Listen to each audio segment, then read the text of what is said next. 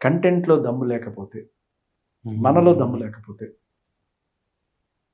ఈ double meaning డైలాగులు, లేకపోతే ఆఖరికి బూతులు, లేకపోతే బికినీలో, ఇటువంటివన్నీ చూపించుకుంటూ జనాల్ని అట్రాక్ట్ చేసుకునే డబ్బులు ఎలాగైనా సంపాదించుకోవచ్చు.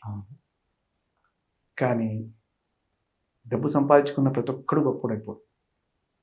అడుక్కు తినేవాడు డబ్బులు సంపాదించుకుంటాడు, బాగా మంచి పనులు చేసి డబ్బులు సంపాదించుకుంటాడు, ప్రాస్టిట్యూట్లు కూడా డబ్బులు సంపాదించుకుంటారు. అంతెందుకు స్మగ్లింగ్లు చేసేవాళ్ళు, డ్రగ్స్ అమ్ముకునే వాళ్ళు కూడా డబ్బులు సంపాదించుకుంటారు. At the end of the day నాకు డబ్బులే కావాలి అనుకుంటే అది విలువ లేనటువంటిది. లేదు, డబ్బులు ఆటోమేటిక్గా వస్తాయి, మనం మంచి పని చేసుకుంటూ పోతే అనుకోవడం అనేది ఉత్తమం. ఇది నీచం. డబ్బులు సంపాదించుకోవడానికి అంత దిగజారాలా? అంతే కదా. అలా ఉండాల్సిన పని లేదు. నేను అనేది ఏంటంటే, ఆ అబ్బాయిని చూసినప్పుడు చక్కగా డ్యాన్స్ చేయగలడు, మంచి హైట్ ఉన్నాడు, బాగున్నాడు, మనిషి కాన్ఫిడెంట్గా ఉన్నాడు, బాగా యాక్టింగ్ చేయగలడు. అటువంటి అబ్బాయికి ఇటువంటి అడ్డదారిలో వెళ్ళి సడన్గా అవ్వాల్సిన అంత అంటే దిగజారుడు పనులు చేయక్కర్లేదు. మంచిగానే చేసుకో, కష్టపడు. సార్, ఒక జర్నలిస్ట్ కూడా అనకూడని మాట అనటం కూడా జరిగింది సార్, ఆయన చంద్రహాస్ గారు. దానిపైన కూడా వివాదం జరుగుతుంది. సరే, ఆయన తండ్రి అంత వయసు ఉండకపోయినా ఆయనకైనా చాలా పెద్దవాడు, సీనియర్ జర్నలిస్టు ఆయన.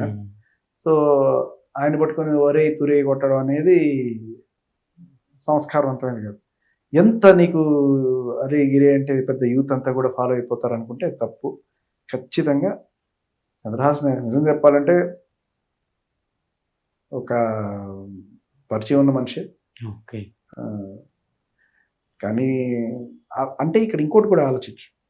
ఇప్పుడు జర్నలిస్ట్ని అలా తప్పు పట్టాడు అనేది కూడా క్యాలిక్యులేటెడ్గా చేశాడేమో అని అనిపిస్తుంది. ఎందుకంటే సరే ఏదో బూతు పడ్డాడు, నలుగురు తిట్టారు, అయిపోయింది, ఇక్కడతో ఆగిపోతే పబ్లిసిటీ గట్టి కావాలి అంటే పెద్ద ఛానల్లో పెద్ద జర్నలిస్ట్ని ఏమైనా టార్గెట్ చేస్తే మళ్ళీ ఆ డిబేట్లు వాళ్ళు కూడా పెడతారు.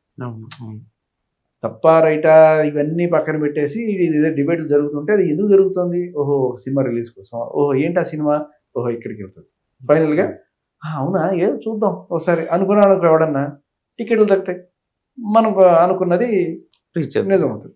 కానీ నేను అనేది ఏంటంటే, ఇంత చిన్న వయసులో మంచి విలువలతో కూడిన టాలెంట్తో కూడిన డబ్బులు సంపాదించడం అనేది నేర్చుకోవాలి తప్ప ఇలా అడ్డదారులో సంపాదించాలి అనేది కరెక్ట్ కాదు.